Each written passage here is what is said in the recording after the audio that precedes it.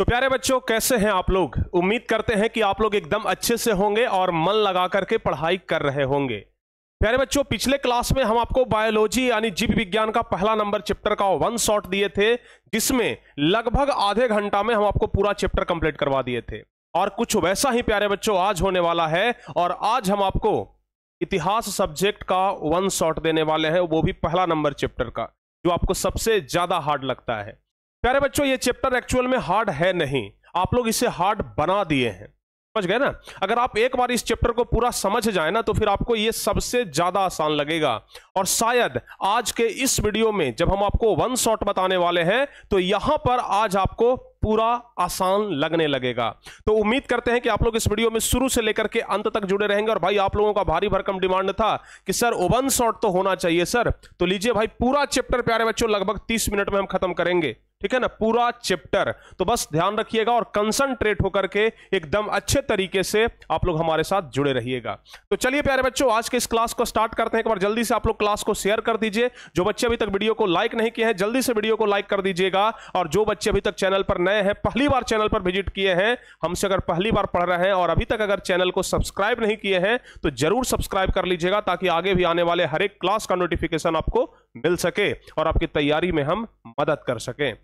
चलिए प्यारे बच्चों, हम आगे बढ़ते हैं। लेकिन बता दें आपको कि जो बच्चे अभी तक 2024 परीक्षा के लिए क्रैश कोर्स में ज्वाइन नहीं हुए हैं, तो उनके लिए मौका है। अभी आप लोग जल्दी से जाइए, टारगेट बोर्ड एप्लीकेशन को डाउनलोड करिए, इंस्टॉल करिए, और वहां पर प्यारे बच्चों आप लोग क्रैश कोर्स में ज्वाइन हो जाइए, जहां पर आपको 2024 परीक्षा के लिए बेहतरीन तैयारी का मौका मिलेगा। और बेहतरीन तैयारी आप लोग कर भी सकेंगे, जहां पर आपको special live class, special study material, special PDF आपको मिलेगा, डाउट क्लास मिलेगा, टेस्ट मिलेगा, स्पेशल टीचर सपोर्ट मिलेगा। मतलब हर एक चीज प्यारे बच्चों जो आपको चाहिए ना परीक्षा में बढ़िया नंबर लाने के लिए, वो सब कुछ हम लोग प्रोवाइड करवाएंगे मात्र प्यारे बच्चों 199 यानी कि 199 में। तो भी जल्दी से जाइए और कोर्स को एनरोल करिए और पढ़ाई शुरू कर दीजिए।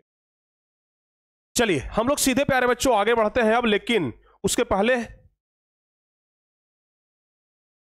पहले हम आपको बता दें कि पूरा जो समरी है ना इस चैप्टर का, वो हम आपको अभी कंप्लीट करवाने वाले हैं। बस ध्यान रखिएगा, इस चैप्टर का पूरा समरी। अगर प्यारे बच्चों, चूंकि पहला चैप्टर का नाम क्या है, एक बार सारे बच्चे ना चैप्टर का नाम लिखिए। पहला नंबर चैप्टर क्या नाम है? यूरोप में राष्ट्रवाद का उदय। हम यहां पर लिख दिए थे यूरोप में राष्ट्रवाद का उदय, यानी कि यूरोप में आखिर किस तरीके से राष्ट्रवाद का उदय हुआ, ठीक है ना। यूरोप में राष्ट्रवाद का उदय कैसे हुआ, इसके बारे में बताएंगे। राष्ट्रवाद के बारे में तो आपको पता है कि राष्ट्रवाद क्या होता है। राष्ट्रवाद मतलब आपको पता है ना कि राष्ट्रवाद मतलब क्या होता है। यानी प्यारे बच्चों, अगर देश के प्रति भावना है आपके मन के अंदर, तो उसे क्या कहते हैं? राष्ट्रवाद कहते हैं। बस आप लोग ध्यान रखिएगा, ठीक है। अगर किसी देश के प्रति अगर भावना है, तो वो राष्ट्रवाद कहलाता है, समझ गए ना। तो राष्ट्रवाद का परिभाषा तो हम आपको ऑलरेडी बता चुके हैं। अभी हम लोग क्वेश्चन आंसर पर नहीं जाएंगे भाई, अभी हम लोग पूरा इस चैप्टर का ना एकदम एल्गोरिथम समझेंगे, पूरा इस चैप्टर का ना एक नक्शा तैयार करवा देंगे आपके मन में, समझ गए। आपको हम बताए थे 2 दिन पहले एक वीडियो डाले थे कि टॉपर आंसर कैसे लिखते हैं। उसमें हम आपको एक बताए थे कि पहले प्यारे बच्चों ना रोड मैप तैयार करना चाहिए कि किस तरीके से हमें आंसर लिखना है, और उसके लिए पहले आपको कॉन्सेप्ट याद होगा तब ना। तो चलिए पहले हम आपको कॉन्सेप्ट समझाते हैं। देखिए प्यारे बच्चों, अगर बात करते हैं इस चैप्टर का, यानी कि यूरोप में राष्ट्रवाद के उदय चैप्टर का, तो इसमें आपको यह चीज ध्यान रखना होगा कि 3 क्रांति हुआ है टोटल, ठीक है ना। इसमें क्रांति कितना हुआ है? तो यूरोप में राष्ट्रवाद का उदय चैप्टर में प्यारे बच्चों टोटल 3 क्रांति हुआ है, समझ गए ना। कितना? टोटल 3 क्रांति हुआ है। और यही 3 क्रांति के बारे में हम लोगों को इस चैप्टर में पढ़ना है। सबसे पहला कॉन्सेप्ट तो आप लोग ये याद रखिएगा, जिसमें सबसे पहला जो क्रांति हुआ प्यारे बच्चों, वो है 1789 की क्रांति। 1789 की क्रांति, ये पहला क्रांति है जिसके बारे में आप लोग ध्यान रखिएगा। इसके अलावा दूसरा है जो प्यारे बच्चों 1830 की क्रांति, ठीक है ना। दूसरा है 1830 की क्रांति, और तीसरा क्रांति है प्यारे बच्चों 1848 की क्रांति, समझ गए। ये 3 क्रांति के बारे में ही हमें मुख्य रूप से पढ़ना है, और एकदम विस्तार से पढ़ेंगे, समझ गए ना। ये 3 क्रांति के बारे में हम लोग पढ़ेंगे कि आखिर ये 3 क्रांति क्यों हुआ, कैसे हुआ, इसका निष्कर्ष क्या निकला, इसका परिणाम क्या निकला। अगर ये सब कुछ हम लोग पढ़ लेते हैं तो फिर ये चैप्टर समाप्त हो जाता है। यानी कहने का मतलब कि हमें मुख्य रूप से इस चैप्टर में यही 3 क्रांति के बारे में पढ़ना है। 1789 की क्रांति, 1830 की क्रांति और 1848 ईस्वी की क्रांति, ठीक है ना। बस ध्यान रखिएगा। यही 3 के बारे में प्यारे बच्चों हम क्या करेंगे, बताएंगे। तो चलिए हम लोग ना सबसे पहले बात यहां से कहानी का शुरुआत करते हैं। आपका जो स्टोरी है ना वो शुरू होता है 1789 की क्रांति से। 1789 की क्रांति से आपका यह स्टोरी शुरू होता है। तो चलिए यहीं से हम लोग शुरुआत कर देते हैं। प्यारे बच्चों ध्यान रखिएगा 1789 ईस्वी में, ठीक है ना, 1789 ईस्वी में फ्रांस में बुर्बो राजवंश का शासन था। समझ गए? किसका शासन था जी? बुर्बो राजवंश का। ये आप लोगों को सबसे पहले याद रखना है, ठीक है ना। बुर्बो राजवंश का शासन था फ्रांस में। और राजा कौन था पता है? इस राजवंश का राजा कौन था 1789 ईस्वी में? लुई 16वां था प्यारे बच्चों, ठीक है ना। राजा था कौन, बताइए जल्दी से। राजा था लुई 16वां। कौन था? राजा था लुई 16वां। समझ गए ना, लुई 16वां राजा था। यानी कि प्यारे बच्चों आप लोग यह ध्यान रखिएगा कि 1789 ईस्वी में बुर्बो राजवंश का शासन था। और सम्राट कौन था, राजा कौन था? तो लुई 16वां राजा था, जो कि बहुत ही ज्यादा निरंकुशवादी राजा था, ठीक है ना। निरंकुशवादी राजा था। ये पहला कॉन्सेप्ट आप लोग याद रखिए, ठीक है। बहुत ही ज्यादा क्या था? निरंकुशवादी राजा था। याद रहेगा ना? बताइए। तो बुर्बो राजवंश का राजा था, राजा का नाम था लुई 16वां, जो कि एक निरंकुशवादी राजा था। निरंकुशवादी उसे कहते हैं जो शासन तो करता है लेकिन जनता की भलाई नहीं करता है, यानी कि सिर्फ अपने शासन से ही मकसद रखता है, अपने लोभ लिप्सा के कारण अपने भोग विलास में लगा रहता है, जनता से जिसको कोई मतलब नहीं है, वैसे राजा को कहते हैं निरंकुशवादी राजा। समझ गए ना? तो ये लुई 16वां कुछ उसी प्रकार का राजा था। लुई 16वां निरंकुशवादी ही राजा था। और लुई 16वां को हटाने के लिए ही हुआ था 1789 ईस्वी की क्रांति, ठीक है। ध्यान रखिएगा, ये जो आपका लुई 16वां है ना, ये जो आपका लुई 16वां है प्यारे बच्चों, इसी को हटाने के लिए, ठीक है ना, इसी को हटाने के लिए पूरा एकदम हम आपको शॉर्टकट में पहले बता दे रहे हैं, ताकि पूरा एकदम कहानी का ना एकदम ढांचा आपके मन के अंदर तैयार हो जाए और फिर इस चैप्टर को आप लोग समझ जाएं। इसी को हटाने के लिए क्या हुआ था बताइए? इसी को हटाने के लिए प्यारे बच्चों ध्यान रखिएगा इसी को हटाने के लिए 1789 की क्रांति हुई, ठीक है ना। इसी को हटाने के लिए क्या हुई? 1789 ईस्वी की क्रांति हुई। यानी कहने का मतलब क्या हुआ, जरा आप लोग समझिएगा। आप लोग अगर पूरा समझ जाएंगे ना, फिर मेरे भाई आपको ना बिल्कुल भी जरूरत नहीं पड़ेगा कि आप क्या करते हैं क्या नहीं करते हैं, सब कुछ आपके मन के अंदर छप जाएगा और आप लोग बहुत ही अच्छे तरीके से समझ जाएंगे, ठीक है। आज हम आपको क्वेश्चन आंसर बताने के लिए नहीं आए हैं कि हाँ भाई क्वेश्चन आंसर बस रटा देते हैं, कॉन्सेप्ट समझाने आए हैं, स्टोरी बताने आए हैं। तो ध्यान रखिएगा 1789 ईस्वी में बुर्बो राजवंश था, राजा था लुई 16वां, जो कि निरंकुशवादी था, जनता की भलाई नहीं करता था। तो अब जाहिर सी बात है कि जब जनता की भलाई नहीं करेगा तो जनता उसको क्या चाहेगा? जनता उसको पूजा करेगा कि उसको हटाना ही चाहेगा। तो जनता चाहती थी कि निरंकुशवादी राजा लुई 16वां को गद्दी से हटा दे। समझ गए ना? और इसलिए आंदोलन हुआ, यानी कि लुई 16वां को हटाने के लिए ही आंदोलन हुआ था, ठीक है। तो लुई 16वां को हटाने के लिए आंदोलन हुआ और वो आंदोलन कहलाया 1789 ईस्वी की क्रांति, ठीक है। तो अगर आपसे पूछा जाता है कि 1789 ईस्वी की क्रांति के क्या कारण थे, तो आपको जवाब ध्यान रखना है। समझ गए ना? आपसे पूछा जाएगा कि 1789 ईस्वी की क्रांति का मुख्य कारण क्या था, आपसे यह सवाल पूछा जाता है। देखिए हम कॉन्सेप्ट बताएंगे और यहां पर क्वेश्चन आंसर भी बता देंगे। आपसे पूछा जाएगा 1789 ईस्वी के फ्रांस की क्रांति का मुख्य कारण, तो कारण यही है प्यारे बच्चों, फ्रांस की क्रांति के समय निरंकुशवादी शासक लुई 16वां क्या था? राजा था। इसके काल में भ्रष्टाचार का बोलबाला था, सभी प्रदेशों की आर्थिक स्थिति खराब थी, जबकि पादरी एवं कुलीन वर्ग की स्थिति अच्छी थी। इस क्रांति ने मार्को, बाल्टियर, रूसो तथा मोन्स्क्यू ने आगे बढ़ाया। यानी प्यारे बच्चों भ्रष्टाचार का बोलबाला था, निरंकुशवादी शासन था, इसलिए ना क्या किया गया? इसलिए प्यारे बच्चों लुई 16वां को 1789 ईस्वी की क्रांति के तहत हटाया गया। अब बात करते हैं प्यारे बच्चों, जब 1789 ईस्वी की क्रांति के समय यह हटा, तो उस समय उसके बाद क्या घटना घटा? समझ गए? जब यह गद्दी पर से हटा तो क्या घटना घटा? समझ गए ना? अब जरा इसके बारे में हम लोग समझते हैं। अब प्यारे बच्चों आपके किताब के अनुसार अगर हम लोग चले ना, तो 1789 ईस्वी के बाद बात आता है नेपोलियन का। किसका बात आता है? नेपोलियन का। समझ गए? किसका बात आता है जी? नेपोलियन। ये जो नेपोलियन है ना प्यारे बच्चों, ये एक सेनापति था। क्या था बताइए जल्दी से? नेपोलियन एक सेनापति था जिसका दुनिया के सर्वश्रेष्ठ सेनापति में गिनती होता था। कि नेपोलियन जो है ना वो दुनिया का सबसे सर्वश्रेष्ठ सेनापति है, ऐसा कहा जाता था।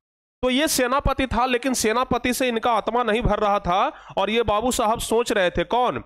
ये नेपोलियन बोनापार्ट। नेपोलियन बोनापार्ट ऐसा सोच रहे थे कि अगर हमें मौका मिले तो हम भी राजनीति में प्रवेश करेंगे। अब 1789 ईस्वी में चूंकि ये क्रांति हुआ था, इसको हटाने के लिए गद्दी तो खाली हो गया था, क्योंकि ये लुई 16वां हट भी गया था। समझ गए ना, लुई 16वां हट गया था गद्दी पर से, गद्दी खाली था। इसको लगा कि कोई बढ़िया शासक नहीं है तो आराम से अभी हम क्या कर सकते हैं, शासक बन सकते हैं। और उसी समय प्यारे बच्चों ये जो नेपोलियन है ना, ये 1789 ईस्वी में ही 1789 में ही क्या करता है, राजनीति में प्रवेश कर जाता है। 1789 में ही राजनीति में क्या कर जाता है, प्रवेश कर जाता है, प्रवेश कर जाता है।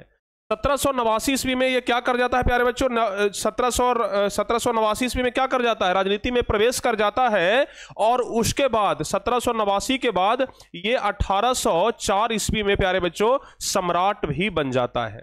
समझ गए ना, सम्राट भी बन जाता है, सम्राट बन गया। यानी कि 1789 में ये राजनीति में प्रवेश किया, देखा कि बढ़िया समय है भाई, कोई अभी ताकतवर राजा नहीं है, लुई 16वां हट चुका है तो अभी बढ़िया मौका है। और उसी समय ये राजनीति में प्रवेश करता है नेपोलियन बोनापार्ट, और 1804 ईस्वी में ये क्या बन जाता है, सम्राट बन जाता है।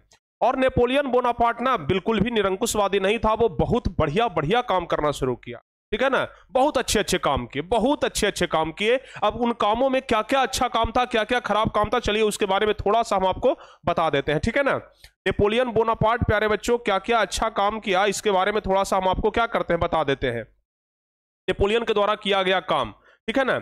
नेपोलियन ने क्या क्या काम किया, जरा ध्यान से समझिएगा। पहला बात तो कि वो विशेषाधिकार को समाप्त कर दिया था। विशेषाधिकार यानी कि कुछ लोगों को ना पहले विशेष अधिकार मिलता था अंग्रेजों की क्या राजाओं की तरफ से, तो कहा कि नहीं विशेषाधिकार कुछ नहीं होगा, विशेषाधिकार को समाप्त कर दिया।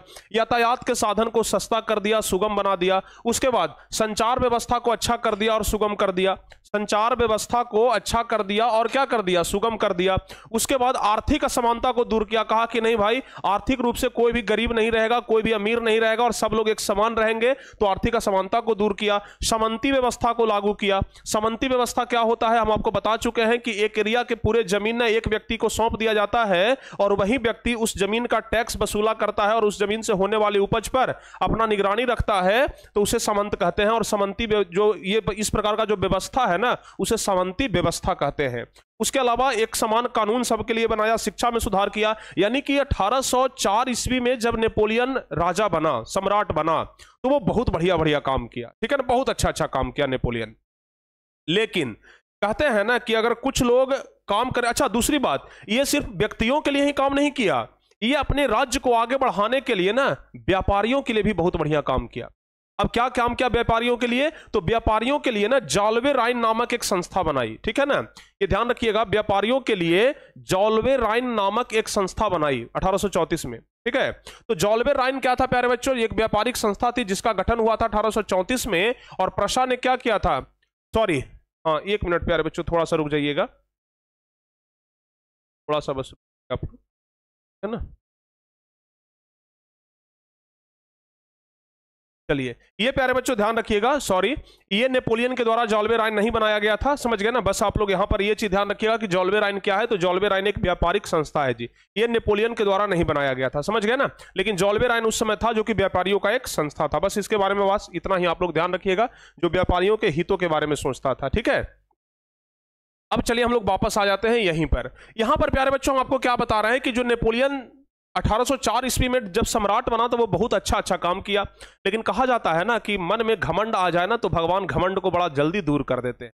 किसके मन में घमंड आ गया, किसके मन में, नेपोलियन के मन में। ये सोचने लगा ना कि भगवान हमको भेजे हैं आर्थिक और सामाजिक सुधार करने के लिए, यानी कि धरती पर हमको ना सुधारवादी बना करके भेजे हैं। और इन्होंने सोचा कि अगल बगल के राज्यों पर भी कब्जा कर लिया जाए और अगल बगल के राज्यों पर कब्जा करके उसे भी क्या करें, हम सुधार दें। और इसी सिलसिले में वो युद्ध करते आगे बढ़ते चला जाता है। और अंत में प्यारे बच्चों एक युद्ध होता है जिसको बोला जाता है वाटरलू का युद्ध। क्या बोला जाता है, ध्यान रखिएगा, ये वाटरलू का युद्ध होता है प्यारे बच्चों, ठीक है ना। यहां पर से आप लोग ध्यान रखिएगा, नेपोलियन क्या करता है, जल्दी से बताइए। हाँ 1815 ईस्वी में, कब, 1815 ईस्वी में प्यारे बच्चों एक युद्ध होता है वाटरलू का युद्ध, वाटरलू का युद्ध। अब कहिएगा सर इसका नाम वाटरलू क्यों पड़ा, क्योंकि प्यारे बच्चों जिस मैदान में ये युद्ध हुआ था ना, उस मैदान का नाम था वाटरलू, और इसलिए इस युद्ध का नाम पड़ गया वाटरलू का युद्ध, समझ गए। इसको हारने के पीछे बहुत बड़ा कारण था। एक तरफ से 4-5 देश एक साथ मिलकर के युद्ध कर रहे थे और एक तरफ से नेपोलियन अकेले था, ये बेचारा हार गया।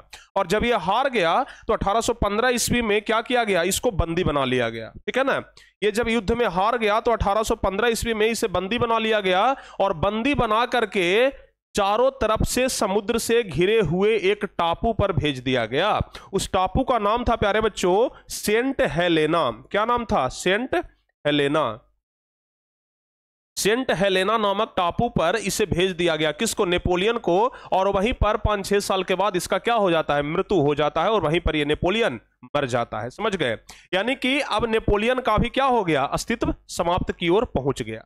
यानी कि नेपोलियन भी अब अपना अंतिम स्थिति में चला गया। यानी कि अब नेपोलियन का भी शासनकाल समाप्त हो गया। जब प्यारे बच्चों 1815 ईस्वी में नेपोलियन का शासनकाल समाप्त हुआ, जब 1815 ईस्वी में नेपोलियन हार गया, उसके बाद वियना कांग्रेस की स्थापना की गई। वियना संधि जिसको बोलते हैं या फिर जिसको क्या बोलते हैं? वियना कांग्रेस बोलते हैं। अब कहिएगा सर ये वियना कांग्रेस क्यों हुआ था? इसके बारे में थोड़ा बहुत तो आपको जानकारी होगा। देखिए वियना कांग्रेस का मुख्य लक्ष्य क्या था प्यारे बच्चों, पहले ये समझिए आखिर ये वियना कांग्रेस क्यों हुआ। वियना कांग्रेस यानी कि जो देश नेपोलियन के खिलाफ लड़े थे ना, वो सब मिलकर के एक मीटिंग बुलाए।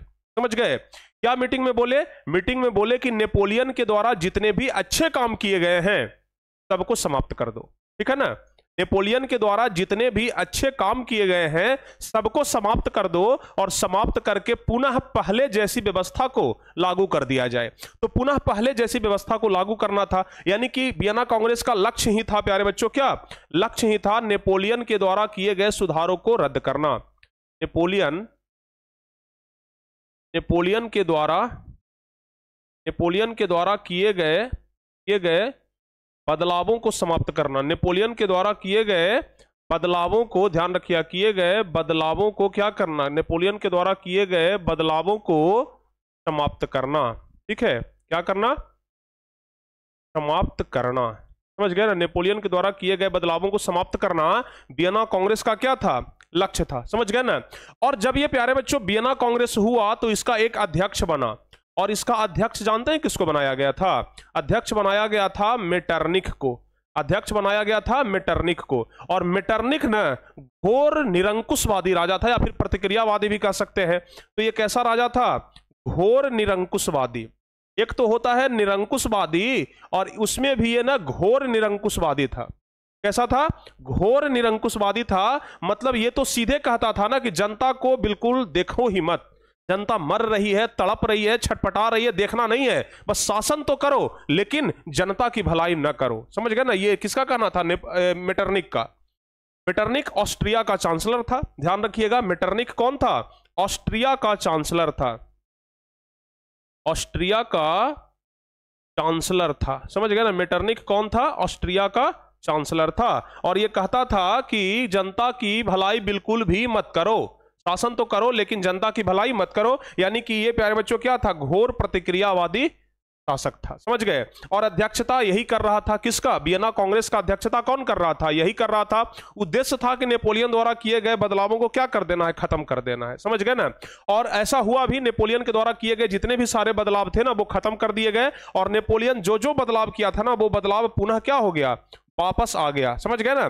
तो ये प्रश्न परीक्षा में भी पूछा जाता है कि वियना कांग्रेस का क्या लक्ष्य था। तो वियना कांग्रेस का लक्ष्य प्यारे बच्चों यही था। देखिए ये प्रश्न आपसे पूछा जाएगा कि वियना कांग्रेस का क्या लक्ष्य था। तो लक्ष्य यही था कि नेपोलियन के द्वारा लाए गए परिवर्तनों को समाप्त करना और पुरानी व्यवस्था को लाना, और भविष्य में इस प्रकार की घटना दोहराई न जाए, इन सब चीजों पर बल देना ही इसका चर्चा था। हालांकि पूरा का नोट्स हम आपको प्रोवाइड करवा चुके हैं टॉपर बैच में, वहां से आप लोग देख सकते हैं। बस यहां पर प्यारे बच्चों हम वन शॉट में इसको खत्म करने के लिए आए हैं। ठीक है ना? ध्यान रखिएगा।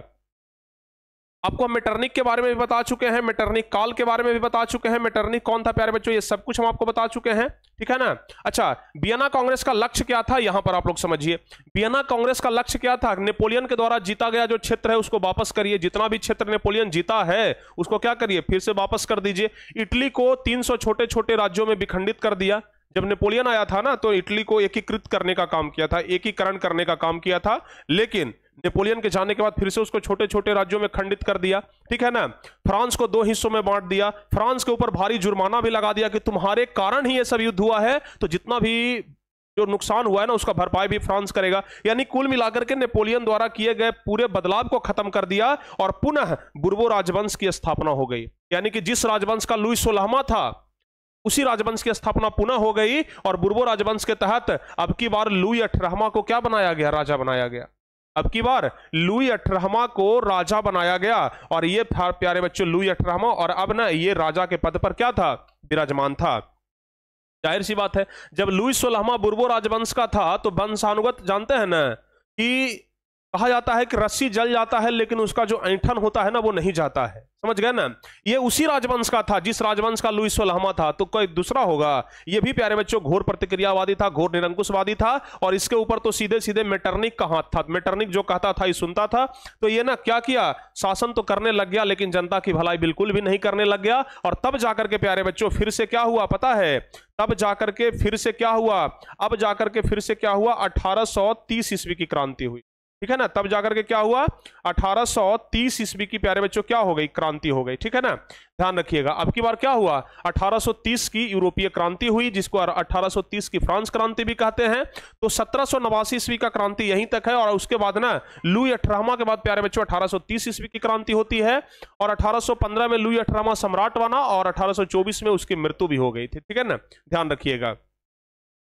अच्छा उसके बाद ना एक चीज और आप लोग ध्यान रखिएगा, जब ये चार्ल्स दसम जब राजा बना ना, उसके बाद चार्ल्स दसम राजा बना था जो रूढ़िवादी था, ठीक है ना। जब इसकी मृत्यु हो गई ना, किसकी, 1824 में जब लुई 18वां की मृत्यु हो गई तो लुई 18वां की मृत्यु के बाद चार्ल्स दसम राजा बना और बहुत सारे अधिकारों को सीमित कर दिया, बहुत सारे अधिकारों को सीमित कर दिया। और उसके बाद प्यारे बच्चों क्या 4 नियम लाए और ये पोलिगनेक को क्या बना दिया, प्रधानमंत्री बना दिया। ये सब हम आपको ऑलरेडी क्या कर चुके हैं, बता दिए हैं, समझ गए ना। ध्यान रखिएगा। तो यहां तक हम आपको अभी बताए थे, कहां तक बताए थे जी, चलिए फिर से हम लोग आ जाते हैं वहीं पर अपने जगह पे।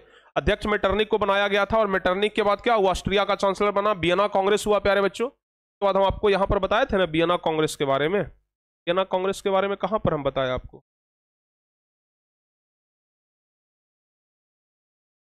वियना कांग्रेस के बारे में नहीं बताए हैं अभी। चलिए वियना कांग्रेस के बारे में हम आपको बताते हैं, ध्यान रखिएगा। वियना कांग्रेस, वियना कांग्रेस का लक्ष्य ये सब कुछ तो हम आपको बता चुके हैं ना, अभी हम लिखे तो थे कहीं पर, है ना। वियना कांग्रेस के बारे में तो हम बता दिए ना, ये प्यारे बच्चों अभी हम लिखे भी थे।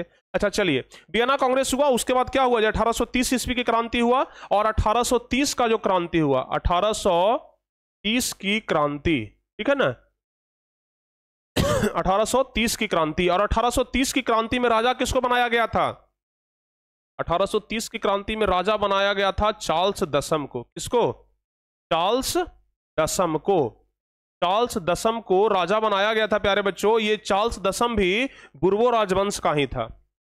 किसका था, बुर्बो राजवंश का ही ये शासक था चार्ल्स दसम भी, समझ गए ना। ये चार्ल्स दसम भी बुर्बो राजवंश का ही था। लेकिन पता है यहां पर ना अब इसके बाद ना हमें पढ़ना है मेजनी के प्रभाव के बारे में। किसके बारे में, मेजनी। अब ये प्यारे बच्चों मेजनी कौन था, मेजनी कौन था, समझ गए ना।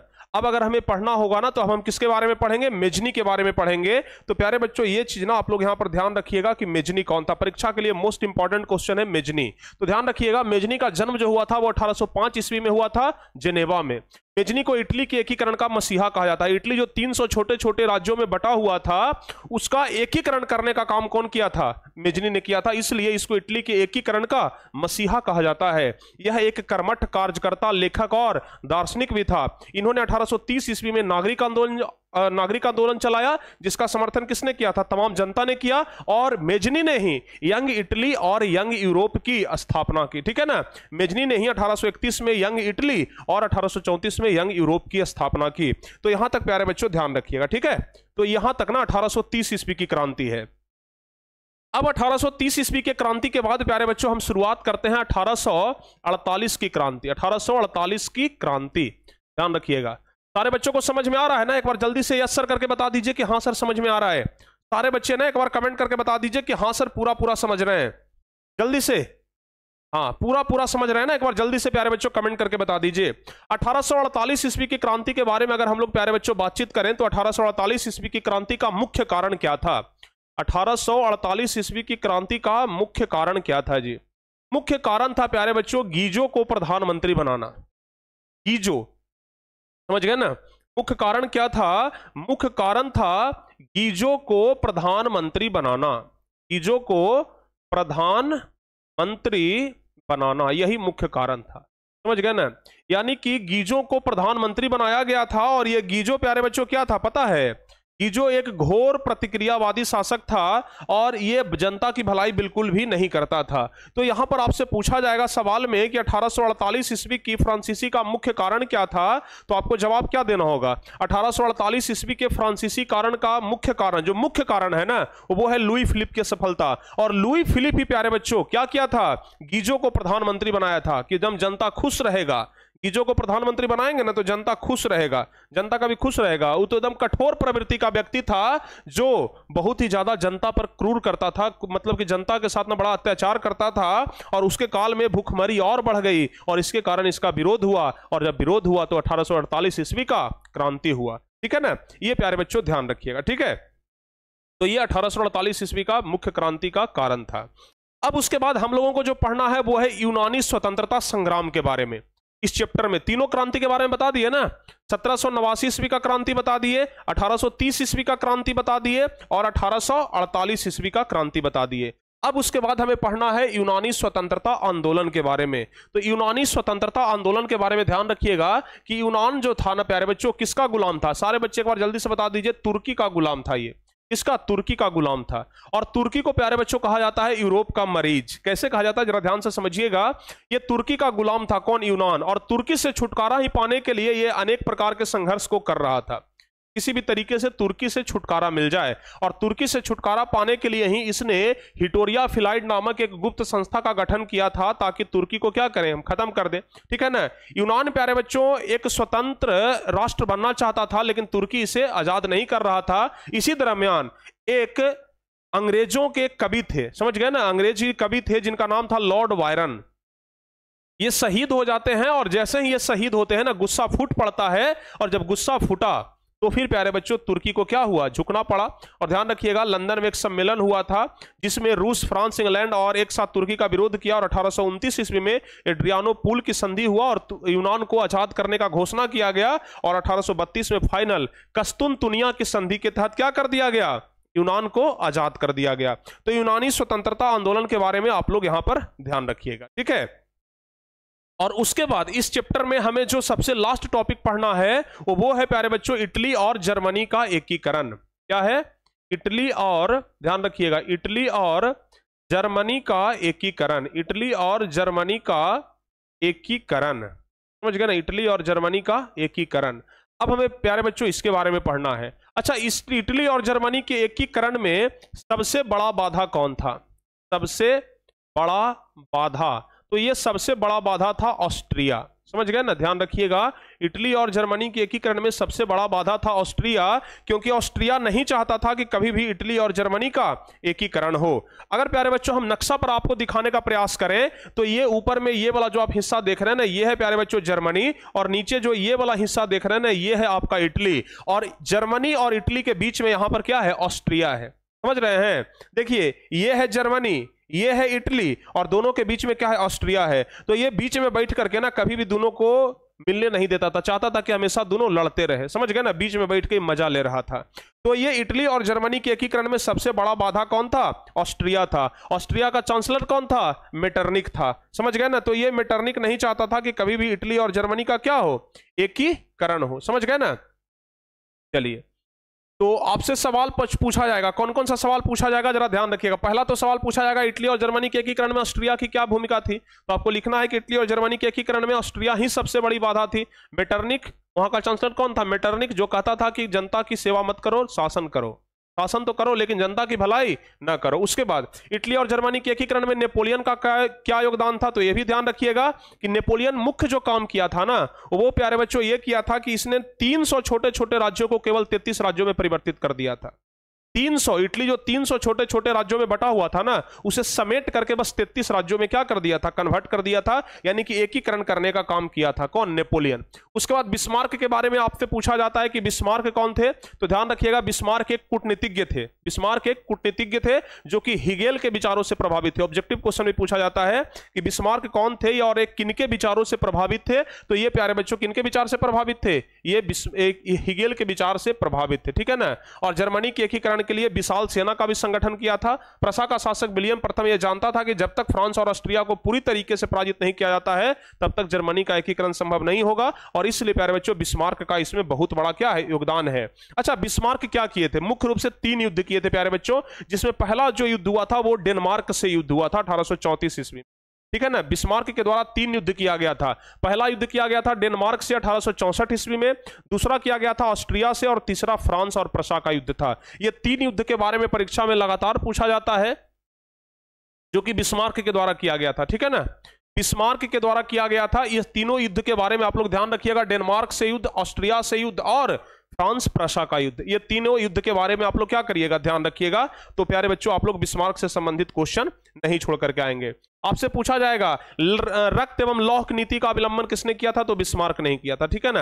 आपसे यह भी पूछा जाएगा कि बताइए रक्त एवं लौह की नीति से आप क्या समझते हैं, तो आपको बताना होगा कि रक्त एवं लौह की नीति क्या है। तो रक्त एवं लौह की नीति के बारे में बताइएगा कि 1862 ईस्वी में प्यारे बच्चों प्रशा का चांसलर कौन बना था, बिस्मार्क बना था, जो कि रक्त एवं लौह की नीति का प्रतिपादन किया था। इसका कहना था कि भाषण से कुछ नहीं होगा, अगर जर्मनी का और इटली का एकीकरण करवाना है तो इसके लिए विशाल सेना का संगठन करना होगा। ये बिस्मार्क थे। उसके बाद आपको काउंट काबूर के बारे में पढ़ना है, तो काउंट काबूर के बारे में भी ध्यान रखिएगा कि ये भी एक कूटनीतिज्ञ थे और निरंकुशवाद का पक्का विरोधी थे। मतलब नहीं चाहते थे कि कोई भी भ्रष्ट नेता राजा के गद्दी पर बैठा रहे, और इसलिए इन्होंने ऑस्ट्रिया को हराने के लिए फ्रांस से दोस्ती कर ली और इटली और जर्मनी के क्षेत्र में विकास करना चाहते थे। तो काउंट काबूर के बारे में ध्यान रखिएगा। लगभग तो प्यारे बच्चों अब आपका खत्म ही हो गया है। हाँ, गैरीबाल्डी के बारे में पूछता है, गैरीबाल्डी। तो गैरीबाल्डी क्या थे, पेशे से एक नाविक थे, ठीक है ना। गैरीबाल्डी क्या थे, पेशे से एक नाविक थे, और ये मेजनी के सपने को पूरा करना चाहते थे। कौन, गैरीबाल्डी। गैरीबाल्डी मेजनी के सपने को पूरा करना चाहते थे, और अंतिम में प्यारे बच्चों ये लाल कुर्ती का गठन किया, और लाल कुर्ती का गठन करके 1862 ईस्वी में रोम पर आक्रमण किए, ठीक है ना। लाल कुर्ती का गठन किए गैरीबाल्डी, और गैरीबाल्डी लाल कुर्ती का गठन करके रोम पर आक्रमण करते हैं, और रोम पर आक्रमण किए जिसका विरोध काउंट काबूर ने किया, और अंततः अपना जीता हुआ सारा क्षेत्र ये विक्टर मैनुअल को सौंप देते हैं, और बाद में ये खुद एक साधारण किसान का भेष बना करके रहने लगते। भेष क्या मतलब, साधारण किसान का जिंदगी बिताने लगते हैं। कौन, गैरीबाल्डी। तो ये प्यारे बच्चों ध्यान रखिएगा, ठीक है ना। ठीक है, तो चलिए यही तो आपका चैप्टर है जी, यही तो आपका चैप्टर है प्यारे बच्चों, ठीक है, यही आपका चैप्टर है। लास्ट में एक क्वेश्चन और ऐसे पूछ दिया जाता है कभी कदाल कि विलियम प्रथम के बगैर जर्मनी का एकीकरण बिस्मार्क के लिए संभव था कैसे, क्योंकि विलियम प्रथम ही जानता था कि जर्मनी का एकीकरण करना है तो बिस्मार्क को साथ में क्या करना होगा, लेना ही होगा। तो बिना बिस्मार्क के ना जर्मनी का एकीकरण नहीं हो पाता था। तो इस क्वेश्चन को भी आंसर आप लोग देख लीजिएगा। तो यही है प्यारे बच्चों आपका पहला नंबर चैप्टर, जिसका नाम है यूरोप में राष्ट्रवाद का उदय। अगर आप लोगों को शॉर्टकट में रिवीजन करना हो ना तो आप इस वीडियो को पूरा आराम से देख सकते हैं, और ये पूरा कॉन्सेप्ट प्यारे बच्चों आपको एकदम अच्छे तरीके से समझ में आ जाएगा। तो चलिए एक बार सारे बच्चे बताइए, सब कुछ समझ गए हैं आप लोग, जल्दी से बताइए। सारे बच्चे ने एक बार बता दीजिए जल्दी से, सब कुछ आपको समझ में आ गया? कैसा लगा आपको ये बता दीजिए। आधा घंटा में जो हम पूरा चैप्टर खत्म कर दिए प्यारे बच्चों, कैसा लगा? सब कुछ समझ भी गए होंगे, ऐसा हमें पूरा भरोसा है।